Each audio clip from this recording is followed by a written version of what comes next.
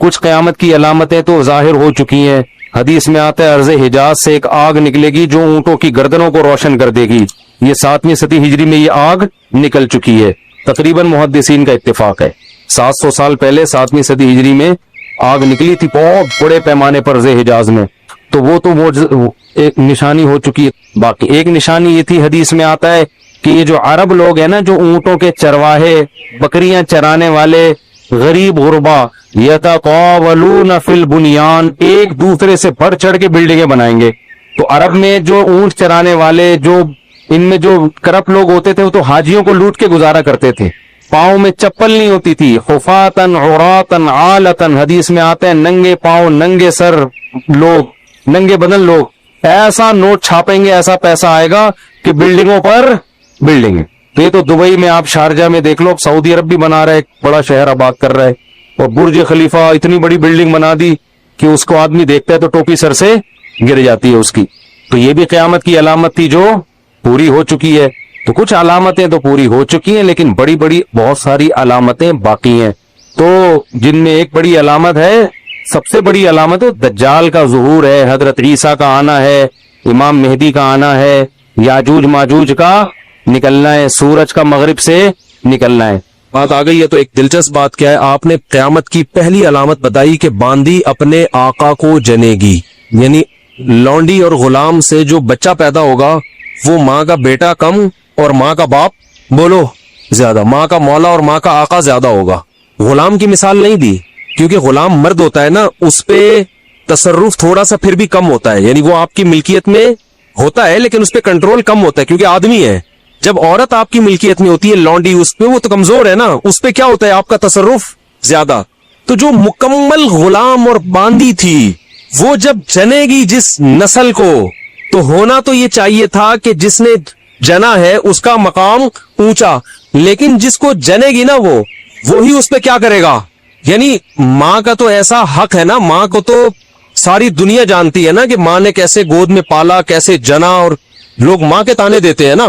حضرت موسیٰ علیہ الصلوۃ والسلام نے جب حضرت ہارون کی داڑھی پکڑ کے کھینچی ہے نا، جب حضرت موسیٰ علیہ السلام کوہ طور پہ گئے تورات لینے، پیچھے بنی اسرائیل نے بچڑے کی عبادت شروع کر دی. ہارون علیہ السلام کو نگران بنا کے گئے تھے کہ ذرا ان کی حفاظت کرنا، بڑے نالائق لوگ ہیں، دائیں بائیں نہ ہو جائے.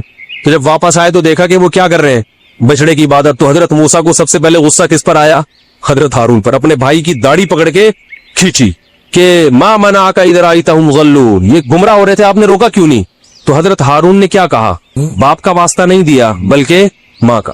لا یبن ام، اے میری اماں کے بیٹے، اے میری ماں کے بیٹے، کیونکہ یہ رشتہ فوراً سمجھ میں آتا ہے. ماں کا واسطہ کیونکہ محبت کی علامت ہے نا. ابا جو ہے نا وہ تربیت کے لیے اللہ نے بنایا ہے، وہ محبت واپس زیادہ ابا سے امیدیں نہیں لگایا کریں. ابا کی ایک الگ ویلیو ہے، وہ محبت بہت زیادہ کرتے ہیں ابا، لیکن وہ جتلاتے نہیں ہیں. وہ کہتے ہیں تمیز سے زیادہ لاڈ پیار دکھاؤ گے ابا، یہ ہو گیا تمیز سے بیٹھ وہاں جا کے آرام سے، ٹھیک ہے نا. جو بات ہے ادب تمیز، ماؤں کو زیادہ ادب تمیز نہیں، ماؤں کو لاڈ چاہیے ہوتے ہیں. تو اس لیے ابا محبت تو بہت کرتے ہیں لیکن وہ آسانی سے سمجھ میں نہیں آتی کیونکہ تعظیم اس پہ غالب ہوتی ہے. اماں کی محبت 2 منٹ میں سمجھ میں آ جاتی ہے. تو جب بھی واسطہ دیا جاتا ہے کس کا؟ اماں کا. تو حضرت ہارون بھی واسطہ کس کا دے رہے ہیں کہ بھائی ایک ہی ماں کے ہم دونوں اولاد ہیں، آپ اتنی سختی تو نہ کریں نا، ماں کا واسطہ دے رہا ہوں آپ کو، یبن اماں، اے میری اماں کے بیٹے. تو ماں جو اتنا قریبی رشتہ ہے، جس کی محبت سب کو سمجھ میں آتی ہے، اس کو غلام بنا لینا تو یہ کھوپڑی میں آنے والی بات نہیں ہے. لیکن حدیث میں کیا آتا ہے؟ قرب قیامت میں بیٹا کیا ہوگا؟ ماں پہ حکومت کرے گا، بیٹا ماں پہ حکومت کرے گا. تو ہونا تو یہ چاہیے تھا کہ جو جنے، وہ جس کو آپ جن رہے ہیں وہ ایک قسم کی لونڈی غلام ہو، ماتحت ہو، لیکن الٹا حساب ہو رہا ہوگا. تو یہ بھی پتا چل رہا ہے کہ ادب مارکیٹ سے کیا ہونا شروع ہو جائے گا؟ شارٹ. مطلب حدیث کا یہی ہے کہ چھوٹے جو ہے نا وہ بڑوں کی جگہ ہو جائیں گے، اور بڑے، اور یہ خدا کی قسم آج اپنی آنکھوں سے میں دیکھ رہا ہوں، زیادہ تر لبرل لوگوں کے گھروں میں دیکھ رہا ہوں، دیندار گھروں میں کم.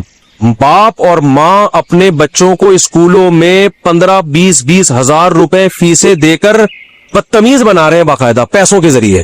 یعنی اسکولوں میں پڑھا رہے ہیں، ماڈرن اسکول ہے اور بہت ہی ماڈرن قسم کے اسکول جن میں مذہب نہیں ہے، بچہ انگلش بہت اچھی بول لیتا ہے، اور ٹھیک ٹھاک فیسیں دے کے کیا کر رہے ہیں؟ اپنی نافرمانی پیسے دے کے سکھا رہے ہیں. آج بھی میرے پاس ایک کیس آیا، کسی کو نہیں پتا چلے گا کس کی بات ہو رہی ہے. ایک صاحب نے کہا میں نے اپنی بچی کو ایڈمیشن کروایا، میں 20 ہزار روپے فیسیں دے رہا ہوں، اور وہ چرس پی رہی ہے, وہ پتہ نہیں کتنے کتنے لڑکوں سے دوستیاں لگا رہی ہے. تعلیم کو فوکس کرنے کے چکر میں تہذیب کا بیڑا غرق کر, یعنی گویا کہ پیسے دے کے باقاعدہ کیا کیا جا رہا ہے, اپنے بچوں کو خراب کیا جا رہا ہے. تو جنا بھی خود, احسان بھی خود کیا, اور نکلا کیا رزلٹ, وہی آپ پہ کیا کر رہا ہے حکومت, وہ آپ کی ایک بات ماننے کے لیے تیار نہیں ہے. تو یہ وہ دور ہے جس سے ہم گزر رہے ہیں. تو اس میں بھی ادب کی تلقین کی گئی ہے.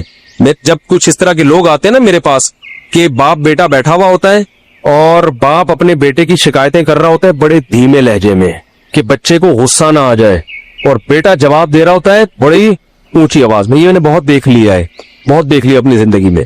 اس سے مجھے فوراً وہ حدیث یاد آتی ہے کہ اس کو باپ ہونا چاہیے اور اس کو بیٹا. باپ کو یہ ڈر لگتا ہے کہ یار اب میری اولاد ہے, یار میں کوئی اونچی آواز سے وہ ایک دم میٹر نہ گھوم جائے.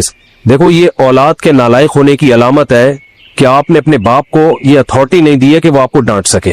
اگر آپ کا باپ آپ کو ڈانٹتے ہوئے گھبراتا ہے نا, خدا کی قسم یہ باپ کے خراب ہونے کی دلیل نہیں ہے, یہ اولاد کے خراب ہونے کی دلیل ہے. یہ اولاد کے خراب, وہ ڈر لگتا ہے اس کو کہ یار کچھ بول دوں تو ایسا نہ ناراض ہو جائے. میں نہیں کہہ رہا اولاد پہ بیجا سختیاں کرے یا خام خواہ میں ڈانٹ ڈپٹ کرتے رہے, اس سے تو ڈپریشن کے مریض بنتے ہیں. ماں باپ ظلم بھی کرتے ہیں. اس پہ میں انشاءاللہ بیان کروں گا کہ میرا ارادہ ہے, میں نے جو سینٹ میں بل پیش ہوا نا کہ ماں باپ کو اولاد پہ ہاتھ اٹھانے کی اجازت نہیں, شوہر کو بیوی کو ڈانٹنے کی اجازت نہیں, تو یہ بالکل خلاف ہے. لیکن اس کا ناجائز فائدہ بھی اٹھایا جاتا ہے. تو ماں باپ کو بلا وجہ اولاد پہ ہاتھ اٹھانا شرعن جائز. آج ایک صاحب بحث کرنے لگے کہ مجھے اجازت دی ہے شریعت نے کہ میں اپنے بچے کو تھپڑ مار سکتا ہوں. میں نے کہا آپ کو اجازت شریعت نے نہیں دی ہے کہ بلا وجہ آپ اپنے بچے پہ ہاتھ اٹھائیں, اور خاص طور پہ نابالغ پہ. نابالغ کے حقوق اسلام میں بہت زیادہ ہے. ماں کو اجازت نہیں اپنا غصہ کسی اور پر ہے نکال کس پہ رہی ہے. میں نے ماؤں کو دیکھا ہے, طبیعت خراب ہے, جھنجلا رہی ہے, بچے کو پکڑ کے طبیعت سے کوٹ دیا اس کو, وہ بیچارہ. بعض بچے ماں کی چنگیز خان جیسی مائیں ہوتی ہیں, وہ بچے ٹھٹر ٹھٹر کے ان کی جو گروتھ ہے نا وہی رک جاتی ہے ان کی. اتنا سختی کا ماحول انہوں نے گھر میں دیکھا ہوتا ہے. تو یہ نہ باپ کے لیے جائز ہے اور نہ ماں کے لیے. تو اس میں علماء کے واقعات بھی سناؤں گا کہ اپنی اولاد کو مارنے سے پہلے کیا ان کے اصول تھے کہ ہم زیادتی نہ کر بیٹھے. خلق من الماء بشرا, اللہ کہتے تمہیں اللہ کی قدرت سمجھ میں نہیں آتی. ایک غلیظ پانی سے انسان کو بنایا میں نے, اس پانی کو دیکھو, اور بنا کے کیا فجعلہ نسبا وصہرا, اس کو دو خاندان دے دیے, ددیال ننیال, اور بلوغت کے بعد ایک خاندان دے دیا سسرال. اتنی بڑی عزت دے دی اس کو, خاندانوں میں پیدا کیا. اس کی خوشی پہ ددیال ننیال بھی خوش ہوتا ہے, سسرال بھی خوش ہوتا ہے. اس کے رونے پہ ددیال ننیال بھی روتا ہے اور سسرال بھی روتا ہے. ایک پانی کو اتنی عزت آٹومیٹیکلی اب بولتی بند نہیں مل سکتی. لوگ کہتے ہیں نا بولو نہ بولا نہیں بولا کرو, آپ خود ہی بول لیا کریں تاکہ میں بولو نہ نہیں بولا کرو, سینٹنس مکمل کر لیا کریں. ایک غلیظ پانی تھا, کوئی کہہ سکتا تھا ایک ایسے پروسیس سے اس کو ابھی گزارا جائے گا, ایک ایسی مشین میں کہ یہ چودھری اور وڈیرا بنے گا, ٹھیک ہے نا, یہ سائنٹسٹ بنے گا, اور یہ ایک سیاستدان بنے گا, یہ ایک بڑا آدمی بنے گا, یہ ملینز بنے گا, بلینئرز بنے گا, اور پھر اس کا خاندان ہوگا.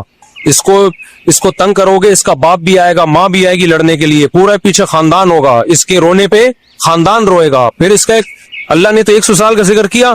میں نے اس آیت کی قدر کرتے ہوئے میں نے کہا جب سسرال اتنی بڑی نعمت ہے تو 4 ہونے چاہیے. تو میرے اوپر یہ آیت اور زیادہ فٹ آ رہی ہے.